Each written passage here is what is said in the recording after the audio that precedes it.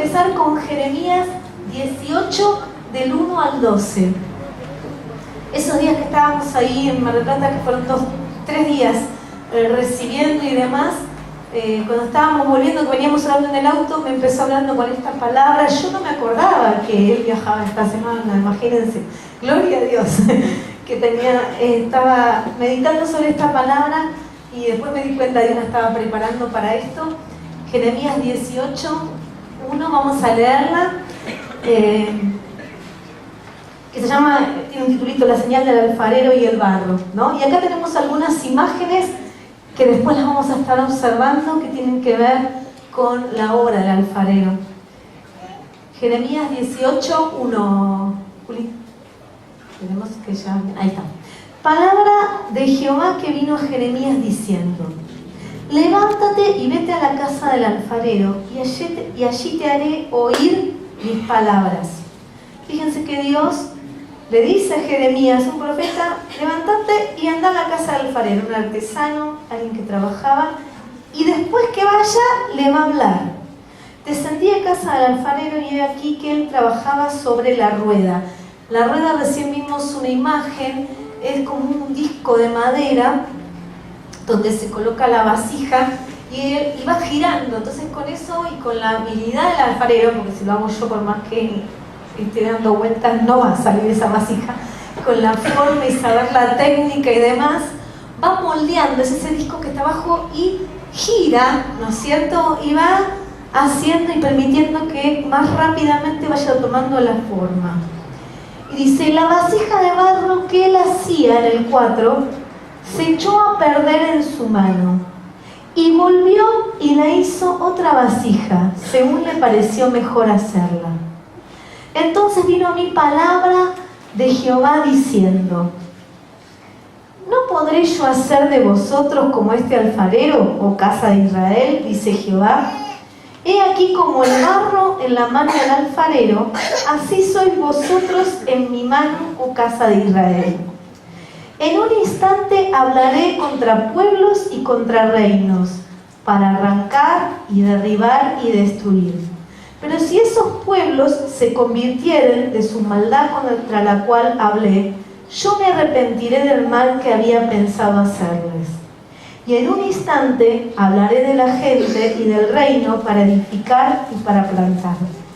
Pero si hicieran lo malo delante de mis ojos, no oyendo mi voz, me arrepentiré del bien que había determinado hacerle.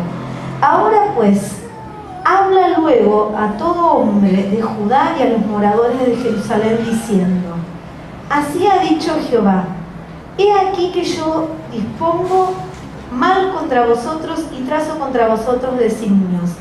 Conviértase ahora cada uno de su mal camino y mejore sus caminos y sus obras. Y dijeron: es en vano, porque en pos de nuestros ídolos iremos. Y haremos cada uno el pensamiento de nuestro malvado corazón. Ahora vamos a ver, este es un momento para Israel, pero me va a ayudar Vali, que gracias a Dios que ella tiene este don. Y vamos a ver cómo fue esto, ¿no es cierto? Jeremías estaba en la presencia de Dios y Dios le dice: ve a la casa del alfarero. Y cuando él fue y lo vio trabajando, dijo: y ahí que él trabaja sobre la rueda. Fíjense, venir. Y lo primero que podemos ver, que ella, para poder hacer una vasija, ¿qué está haciendo? ¿Está mirando para otro lado? Están sus ojos, su concentración y sus manos. Recién cuando estábamos orando acá, me decía: yo estoy trabajando, ahora vamos a ir viendo, porque Dios compara la vasija de barro con el ser humano, con el hombre, con la mujer, y el alfarero con Dios. Y dice: así como el alfarero está trabajando en una vasija, la está haciendo, y de golpe se echa a perder. Si yo lo hiciera, por ahí la culpa es mía, ¿no? Que no sé hacer la vasija, pero alguien que sabe hacer, cuando algo se le echa a perder, uno dice: se echó a perder, ¿no? Se le desarmó la forma que estaba teniendo, una forma más armada, y uno lo primero que piensa, pum, al tachito y agarro nueva masa. ¿Por qué? Porque esa masa ya está amasada, ya está trabajada, volverla a ablandar, deshacer, para volverla a hacer como está haciendo Vanina, volverla a mojar, volverla a trabajar, esto en vez de barro es arcilla, es un tipo especial que se endurece y es más fácil para acá, ¿no? Va a llevar más tiempo. Pero Dios no dice, la echó del tacho. Dice, se echó a perder, pero volvió a darle forma. ¿Cierto? Y mientras ella lo va reparando, vamos a leer en Romanos 9:20. De nuevo compara al hombre con la vasija de barro, el 20 y el 21, vamos a leer de Romanos 9. Y Dios le dice, mas antes, oh hombre o oh mujer, ¿quién eres tú para que alterques o pelees con Dios? ¿Dirá el vaso de barro al que lo formó, ¿por qué me has hecho así? ¿O no tiene potestad el alfarero sobre el barro para hacer de la misma masa un vaso para honra y otro para deshonra? Imagínense si la vasija hablara, ¿no? Y dijera, ¿por qué me hiciste así? Bueno, más de una de nosotras, sobre todo las mujeres, diríamos, ¿por qué no me hiciste así? ¿No? Siempre empezamos a pensar, más alta, más así. La vasija podía haber dicho, ¿por qué me hiciste redondita? ¿Por qué no me hiciste más larga? ¿O por qué demasiado flaca y puntuda? ¿O por qué? Bueno, nos pasa lo espiritual, nos pasa, ¿cuántas veces? Creo que más allá de la vasija, pasa por la aceptación. Y pasa cuando todavía no nos damos cuenta de algo. ¿Quién nos está haciendo? ¿Quién nos hace? Dios. ¿Cómo nos hizo? Dice la palabra. ¿Cómo nos hizo? A su imagen y semejanza. Entonces ella nos dice, ¿y vos? ¿Por qué te quejas? Decía que está al lado, del otro lado, codacito santo se durmió. ¿Se equivocó el que te hizo? ¿Es un alfarero que no sabe lo que hace? Entonces, ¿qué hay que cambiar? Nosotros. Dios dice, ama a tu prójimo como a ti mismo. El problema es ese, que no nos aceptamos y amamos. Cuando estábamos acá orando me decía, Él nos mira. Y cuando ella está mirando y la está haciendo, acá adentro tiene una parte donde hay una imagen mental de lo que está haciendo. Y ella la imagen que hace la logra poner en la arcilla. Eso yo no lo logro. Yo pienso, qué linda la básica. Después la quiero hacer, no me importa. Pero esa habilidad es destreza, es un esquema, una imagen mental. Dios, dice en Efesios, que nos escogió desde antes de la fundación del mundo. Que nos soñó. O sea que formó la imagen y nos dio su imagen. Cuando estábamos en el retiro de mujeres, uno de los temas que hablamos era el tema de la imagen, de la aceptación, y me acuerdo que ahí surgió algo que hoy está preocupando, y aún en la parte de psicología yo lo tuve que estudiar, que eran mujeres que se exponen a demasiadas operaciones, y es una falta de aceptación, porque llega un momento que se dañan, y a cierta cantidad ya es considerado algo que es patológico, es enfermo, porque puede dañar la identidad, porque la persona deja de ser, y muchas veces pierden ya el sentido, porque a veces uno ve y dice, este médico la estafó, porque la sigue operando, y ya hace cosas que vos decís, no es natural, está dañando. Hijos que han dicho llorando, yo en la parte terapéutica hemos visto, esta no es mi mamá, ya. Yo quiero a mi mamá, no es su imagen. Está bien que uno se cuide, yo estoy a favor, no es que no, pero el tema son los extremos. Ahora que hay un punto que es la aceptación. Si yo recibo el amor de Dios, me termino aceptando y te quedas conforme, te quedas bien con vos mismo, ¿no? No quiere decir alguien que, no sé, un pequeño detalle o algo quiera en la estética mejorar. Una cosa es un detalle y otra cosa es una cosa que es tan, ¿no? O sea, tan enfermiza y demás. Esa imagen, vos pensás algo, en este momento Dios te está viendo y te está viendo a su imagen, y no solo a su imagen, sino que como Padre te ve a través de Jesucristo. Sus ojos están sobre vos, sus manos, y cuando está trabajando, ¿saben lo que pasa? Cuando algo se echa a perder, se pone como más duro y hay que amasar. ¿Ustedes lo sintieron cuando Dios empieza a amasar? Una vez me acuerdo trabajando como docente, eso es uno de los riesgos de la docencia, me quedé contracturada de tal nivel de estrés, toda la cervical y hasta el brazo, justo en vacaciones de invierno, o sea, cuando me aflojé, era un grupo tremendo, era tremendo. Miren que tenía años de experiencia, pero me quedé dura. Bueno, ¿qué me hizo la doctora? Además de darme algo mío relajante, me dijo que la kinesióloga me afloje. Al principio cuando empezó, no le puedo explicar, duele. Cuando Dios está trabajando la arcilla, está trabajando en nuestras vidas, Viene la prueba y duele, decir de acá duele y al de allá. Entonces, puede pasar que cuando estamos en el desierto de la prueba queremos huir, pero todos rotos no servimos para nada. Sin forma no servimos para nada. El diablo te destruye y te tira al tacho. Y el Señor va a tener que seguir trabajando. Cuanto más lejos te vas, más roto volvés, más vas a tener que trabajar porque se pone más duro. Y cuesta más. Es más, uno se pone a pensar y dice, ¿quién querría trabajar en este barro? ¿Quién querría trabajar en esta vida? El Señor no sacó nunca sus ojos. Está trabajando. Está trabajando en la prueba, está trabajando en el momento que vos crees que está todo mal, porque alrededor no ve el polvo, hay momentos que puede hasta tener que lijar, ¿no es cierto?, los bordes y las asperezas, que deshacer esas durezas que están. Y justamente cuando Jeremías va y ve esto, ve que tanto Jeremías como en el pasaje de Romanos, Dios compara al hombre con la vasija de barro y al alfarero con Dios. Ahora, es Dios el que tiene libertad de elegir y es Dios el que sabe cómo hacer las cosas. ¿Y cuántas veces estamos quejándonos o estamos diciendo a Dios lo que tiene que hacer? Vos tenés que hacer tal cosa conmigo. Quiero tal ir. Y a veces lo que tenemos que hacer es rendirnos, porque no puede deshacer una dureza que aparece otra. En vez de colaborar, nos ponemos en un lugar que nos saca de la voluntad de Dios. Dios sabe lo mejor. Miren qué linda que está quedando. A ver cómo ella trajo una hasta terminada, casi. Estos son manos de miren qué linda. Ahora, así, ¿no? El Señor te va a dejar y encima con color y todo después pintado, arreglada, pintada a las chicas.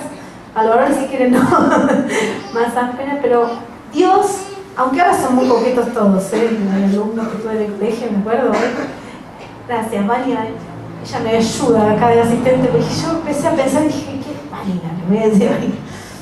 Justamente compara al alfarero con Dios. Y dice, Dios le pregunta a Jeremías, ¿no podré yo hacer con ustedes como el alfarero? Pero no lo desecha. Dice, así sois ustedes, son ustedes en mi mano. Así que decir que está de un lado y del otro, estás en su mano. En medio del desierto, que vos decís, me va todo mal, estoy probado hasta las orejas, ya no sé más qué hacer, solo puedo orar y buscar, y por eso mismo, estás en su mano. Puede pasar dos cosas, que en el desierto uno se amargue, se aparte y se pierda, y ahí se pierde la bendición. Pero Dios te sigue ahí esperando y está dispuesto a volver a hacerlo, ¿no? Creo que cada uno de nosotros cuando nos convertimos dijimos, ¿cómo me puede amar así? Y eso nos cambió y nos transformó. Y la imagen la va formando Él porque sigue trabajando. Seguimos en sus manos, ¿no? A veces que no lo vemos, o porque Él está trabajando, porque en medio del desierto nos damos cuenta.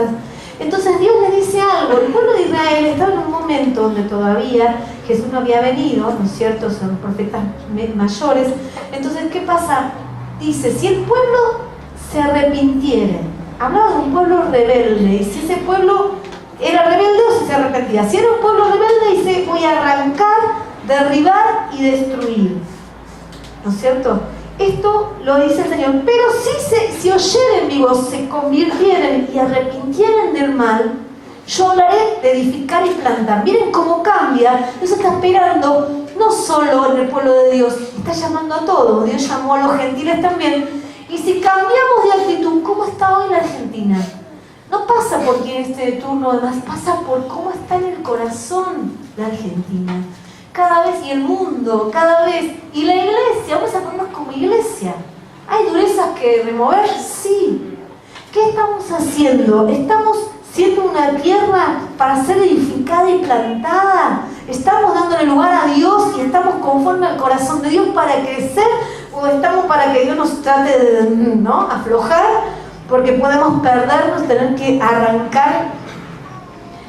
Dice que Dios llama en el versículo 11 a convertirse de su mal camino. Si ese pueblo rebelde se convirtiere y mejorara Está hablando de que está dispuesto a dar una nueva oportunidad. Y en el 12 dice que el pueblo dijo, es en vano porque iremos en pos de nuestros ídolos. Yo busqué el significado de ídolo.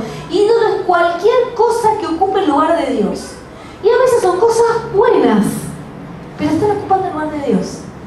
¿Cuál es el lugar de Dios? ¿Dónde tendría que estar Dios? En el corazón, en el centro de nuestra vida, en el mejor lugar. Ahora, ¿qué es lo que está primero en tu corazón? Pensá qué es lo que más tiempo le das, lo que más pensás o escribís textos o en el teléfono o haces o buscás, ¿qué le das de primer lugar? Y vas a encontrar un montón de cositas que son ídolos. Hay que sacarlos, son peligrosos. Miren que los que tenían ídolos le dijo esto, para arrancar, destruir, ¿no? Y derribar. Ídolo puede ser el trabajo, pero si todo el día solo pensando no lo puedo sacar. Ídolo puede ser mi familia, ídolo puede ser estudiar, ídolo puede ser la persona que más amo, ídolo puede ser cualquier cosa. Y se nos pueden medio escapar ídolos ahí que no sabíamos que estaban escondidos, no solamente el tema de fútbol y demás, sí, porque si Dios no está primero, y muchas veces continuamente creo que tenemos que revisar el corazón y correr y pedirle perdón al Señor y ponerlo a Él en el centro. Tenemos una naturaleza que tiende a lo malo, que tiende a pecar, que tiende a errar al blanco, que tiende a lo malo.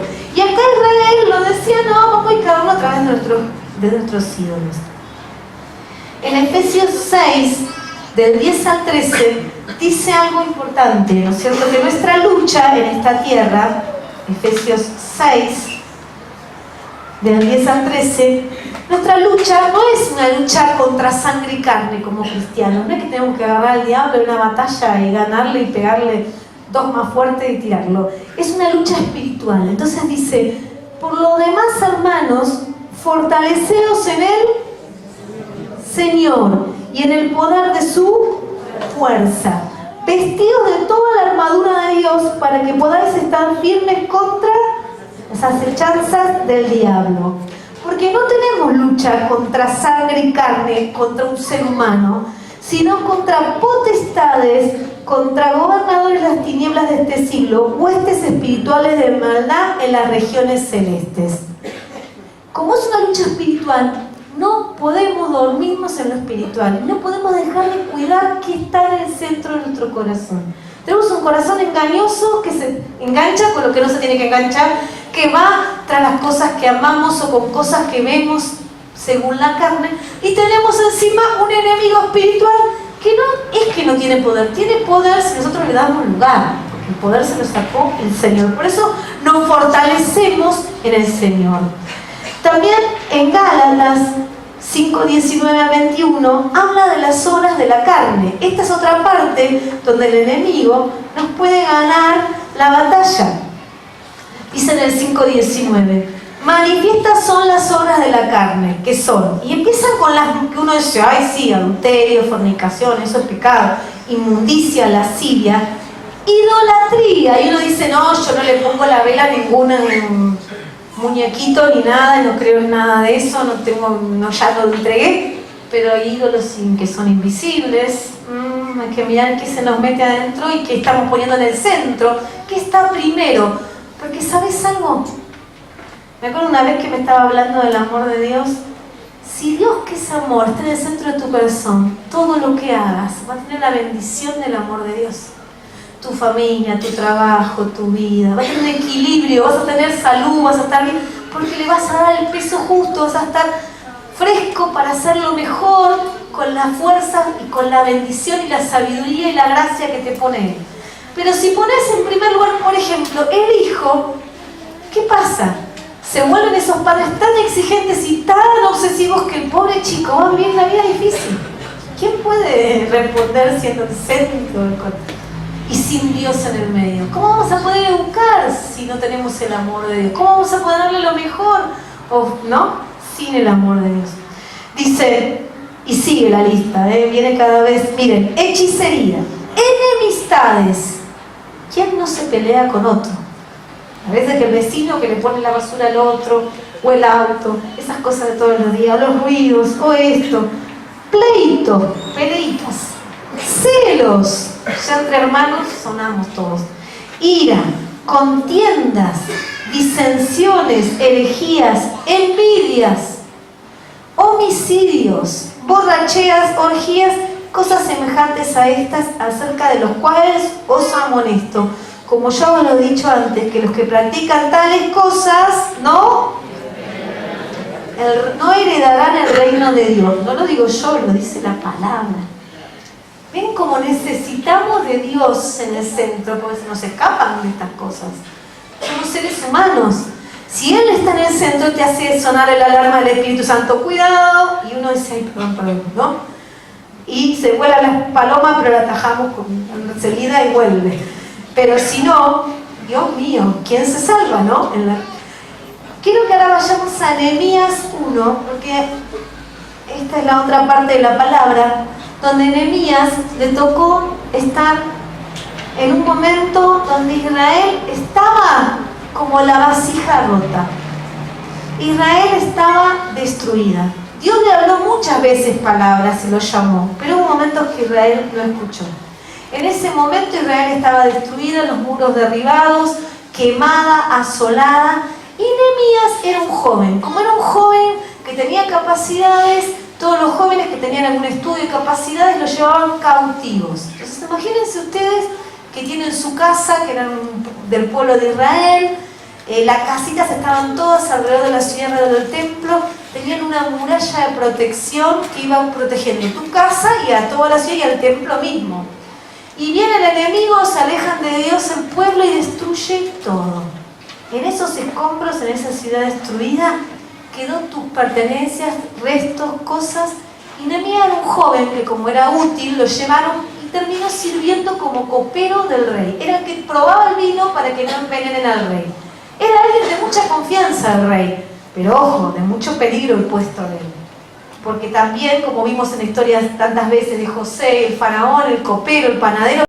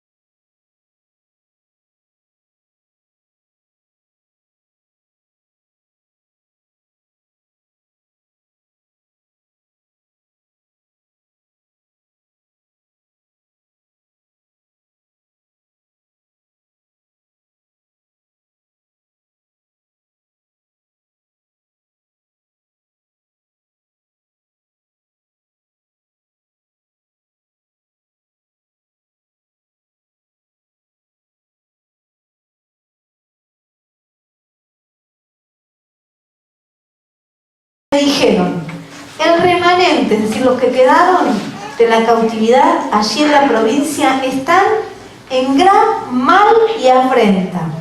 El muro de Jerusalén derribado y sus puertas quemadas a fuego. Imaginémonos a la ciudad de Dios como una vasija rota, escombros. Y bajo esos escombros los recuerdos y todas las situaciones que Nehemías, todo lo que tenía, estaba allí.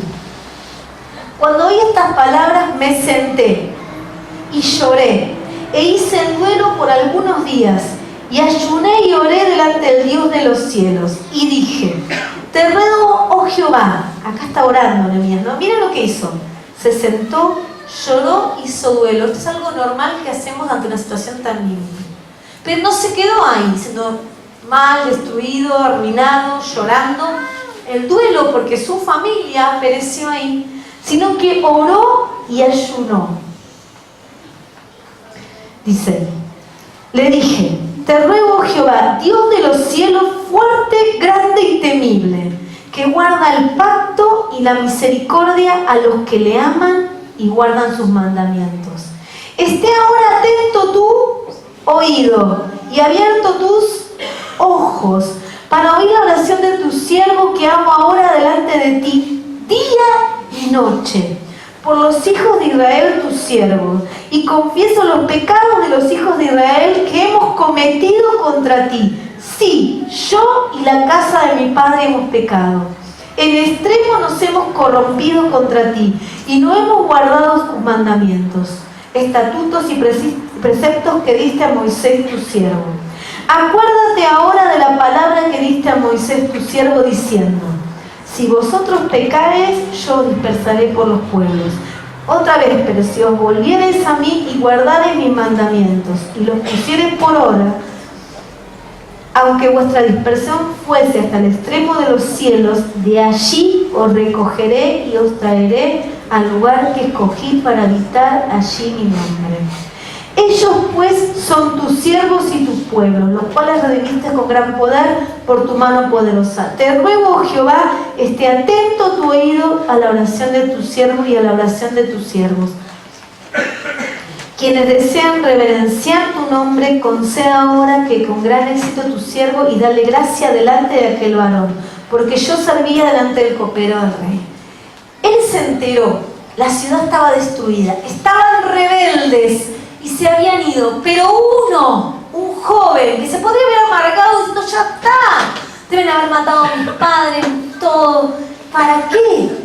Ya no tenés fuerza. Pero cuando él ayunó y oró, el ayuno rompe muchas veces esos argumentos, esos pensamientos caídos, esos pensamientos de no puedo, y le pidió, dijo: ahí vio al Dios más grande que el problema, ante la situación más difícil, y le dijo: Dios del cielo grande, poderoso, y lo puso a Dios en su lugar grande, y le dijo: te pido. Y él, que no estaba pecando ni haciendo las cosas mal, se puso en la brecha como intercesor, uno de todo un pueblo, uno de una nación, uno que estaba en un trabajo de alto riesgo, uno que era esclavo del rey enemigo que había matado a todos esos, y él no le tenía odio, por eso tenía ese lugar de confianza, estaba sano en su corazón.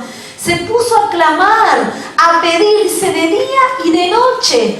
Tenemos que empezar a sentir arder el celo de Dios por hacer lo que Dios nos está llamando. ¿Qué nos preocupa hoy? Si pagamos o no pagamos la boleta, si hicimos esto, si fuimos acá, que hacemos fin de semana largo, que bueno, ahora la plata rinde menos, que no sé cuándo.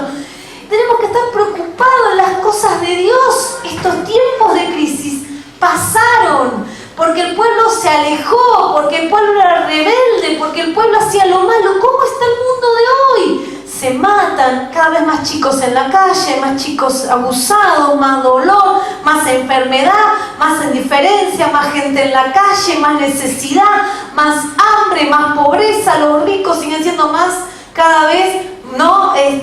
Abusando de las cosas y siguen en otra sintonía en lugar de buscar a Dios. En vez de arrepentirse cada uno en lo suyo, en el egoísmo, las patologías de Dios se llaman narcisista. ¿Qué quiere decir narciso? ¿Qué es el mito de narciso? Me amo a mí mismo. ¿Cómo me quiero? Yo, todo para mí, nada para vos. Solo yo en la tierra. Uno va por la calle manejando y a veces decís: Dios mío, se llama narciso. Porque estás solo en la calle. Tenés que correrte, te pasa por arriba o por abajo, por donde sea. No importa familia, chicos, nada, ¿no?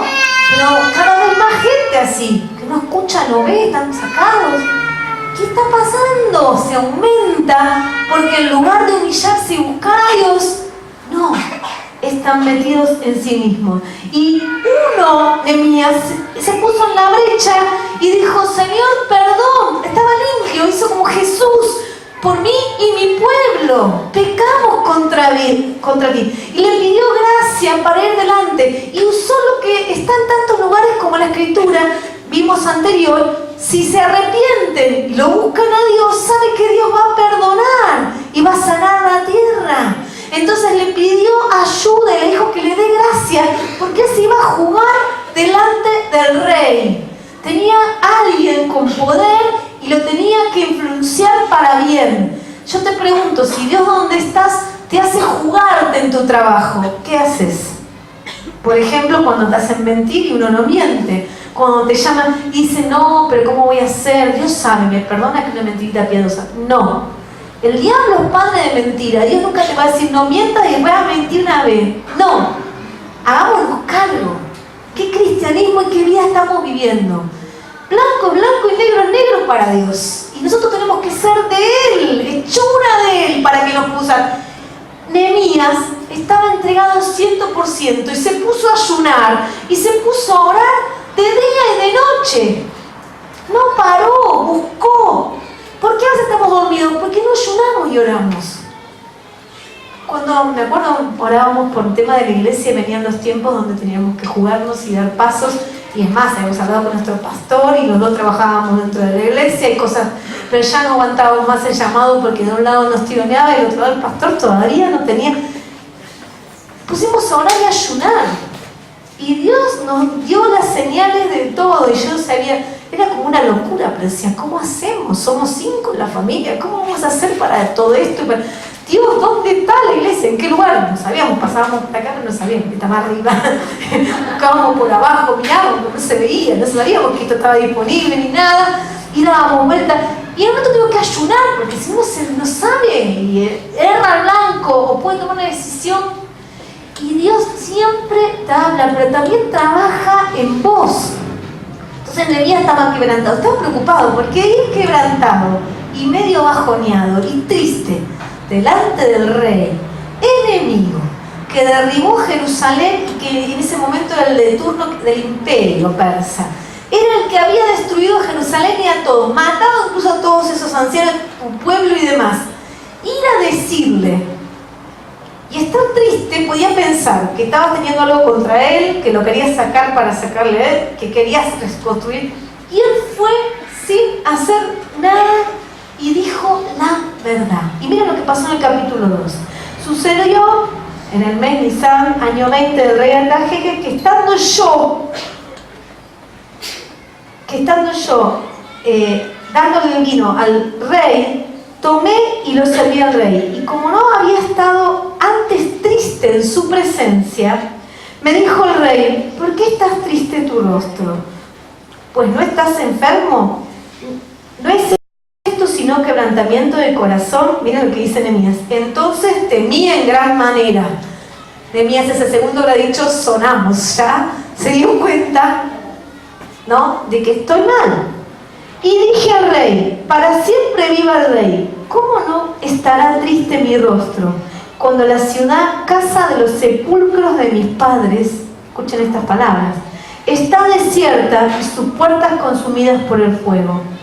Me dijo el rey, ¿qué cosa pides? Él le dijo, estoy triste, y le dijo la verdad. Y el rey le dice, ¿qué necesitas? ¿Qué quieres hacer? ¿Qué cosa pedís? ¿Qué querés que haga? Y dice, entonces oré al Dios del cielo. Antes de hablar, orar. Antes de hablar, antes de hablar, orar. Antes de hablar, orar. Pedí vos y vas a pedir mal. En el centro del Señor, del corazón, entonces Él te va a guiar. Me dijo, y le dije, rey, si le place al rey y su siervo hallado gracia delante de ti, envíame a Judá. Estaba pidiendo lo imposible, a la ciudad de los sepulcros de mis padres, y la reedificaré. Le estaba diciendo, vos destruiste esa ciudad, enemiga tuya, y yo quiero ir a levantarla de vuelta. ¿Me dejas? Es loco, ¿no? Entonces el rey me dijo, y la reina estaba sentada junto a él, ¿cuánto durará tu viaje? ¿Y cuándo volverás? ¿Querés ir en avión, en tren? ¿Te llevo con los caballos reales? ¿Querés tomarte un mes o 2 de vacaciones? Trabajás tranquilo. Y agradó al rey enviarme. Después que yo le señalé el tiempo, yo me acordaba cuando estaban orando ahí por la gobernadora, de gloria a Dios, porque van a ver la mano de Dios. Por más que ellos crean que es una manera de que haya gente a favor o que tengan buen... Dios hay un propósito, porque el que va a hacer algo es Dios con cualquier persona. Así como el que se jacta en su presencia y se crea más poderoso que Dios, como el que no necesite la ayuda de Dios, Dios va a suplir. Además dije al rey, si le place al rey, aprovechó Nehemías, no estaba dormido, ayunó mucho y la tenía muy clara, me den, total, si hasta acá no había pasado nada, Me den cartas para los gobernadores del otro lado del río, para que me franqueen el paso hasta que llegue a Judá. Carta para Asaf, guarda del bosque del rey, para que me dé madera para enmaderar las puertas del palacio de la casa, para el muro de la ciudad y la casa en que yo esté. Y me lo concedió el rey, según la benéfica mano de mi Dios sobre mí. Según la benéfica mano de mi Dios sobre mí. ¿Ven que estaba modelando la arcilla? Le estaba dando fe más allá de los pensamientos, lo estaba transformando en un hombre de poder, le estaba dando un plan para salvar la nación.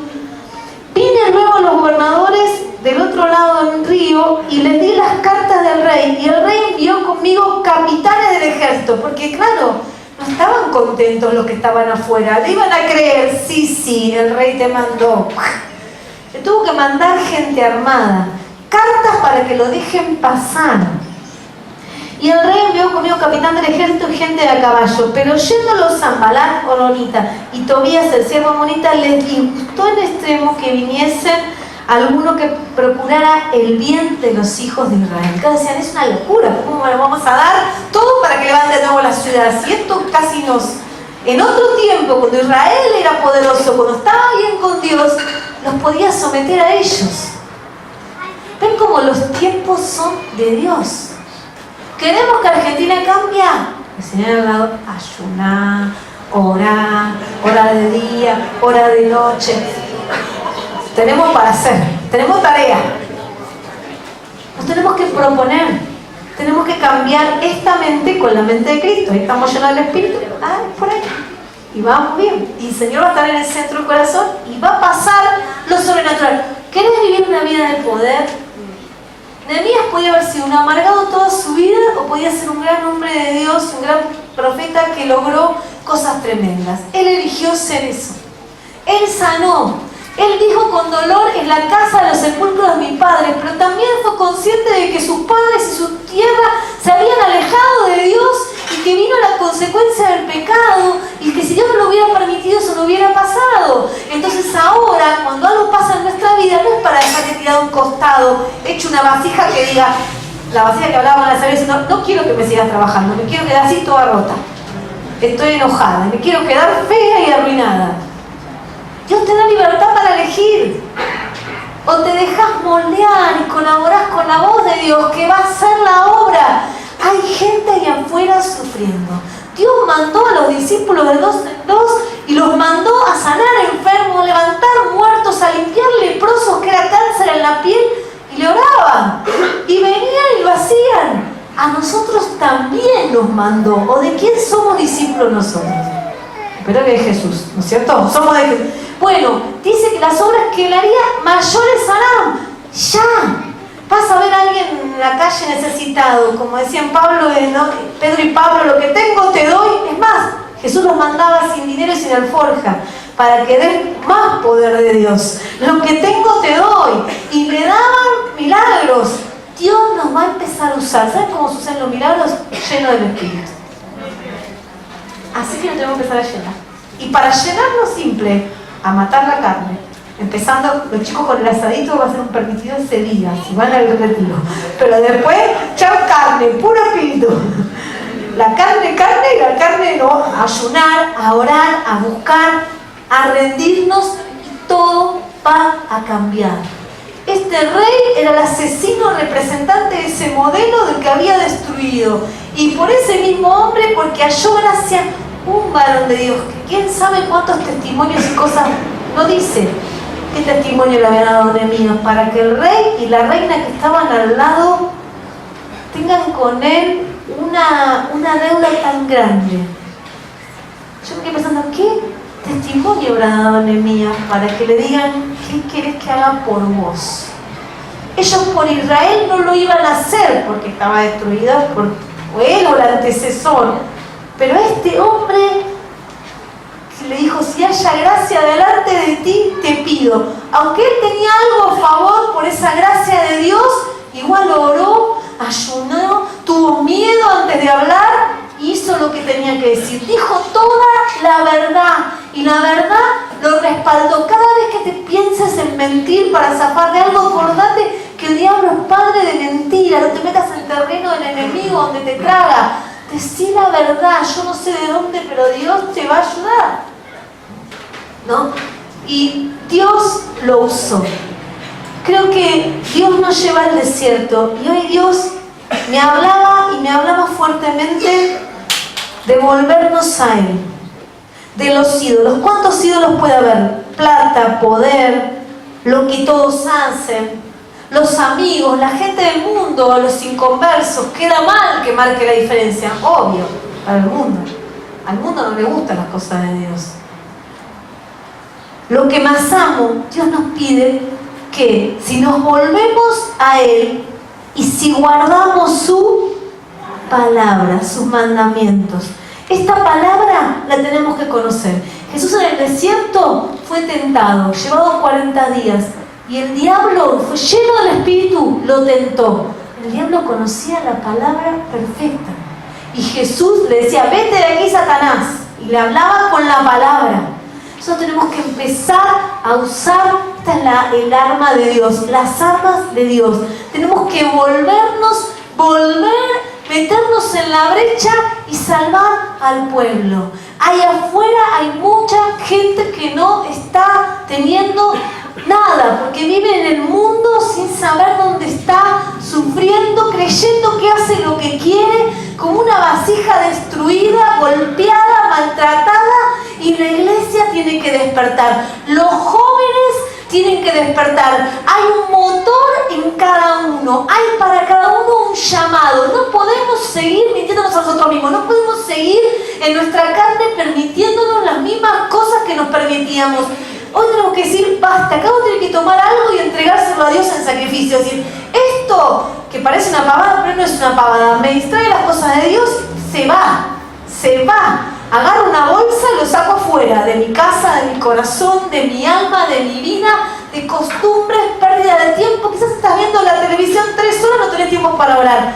Tenés que separar tu tiempo de oración, empezar a abrir para que Dios te hable. Como decía siempre mi pastor, decía que el ayuno abre el oído a la voz de Dios.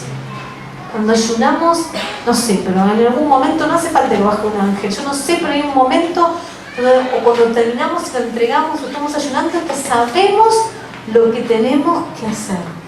Dios es bueno, Dios es amor, no hay nada que no caiga ante su amor. Empecemos como familias, como hermanos, a ponernos de acuerdo. Aquel que no tiene familiares creyentes, entre los hermanos en los grupos, para eso están los grupos de crecimiento, nos ponemos unidos a orar unos por otros, a pedir, a limpiarnos, y van a pasar cosas tremendas. Hoy estaba Dios diciéndome, ¿están mis ojos puestos sobre ellos? Cuando estábamos acá orando, mis manos nos está conteniendo, nos está moldeando, nos está mostrando las durezas, y a veces duele, ¿no? Me acuerdo cuando me hacían esos mensajes, yo decía, por favor, me quería poner de rodillas y escaparme, pero sabía que después me devolvió la espalda, que después me sentí bien de verdad, que no había otra forma, pero era porque tanta tensión y tanto mal se había acumulado que había después que aflojarlo, y generó un dolor, pero es así también el precio de la vida. Tenemos que entregarle a Dios para que Él haga lo mejor. Si los músicos quieren ir viniendo, vamos a orar y vamos a entregarle al Señor. Yo sé que a medida que íbamos hablando, Dios quiere reedificarnos como iglesia, Dios quiere reedificarnos como país. Nosotros somos embajadores de Él y la autoridad es del Señor. El enemigo tomó lugares sobre nuestra iglesia. Si quieres puedes ponerte de pie, vamos a orar.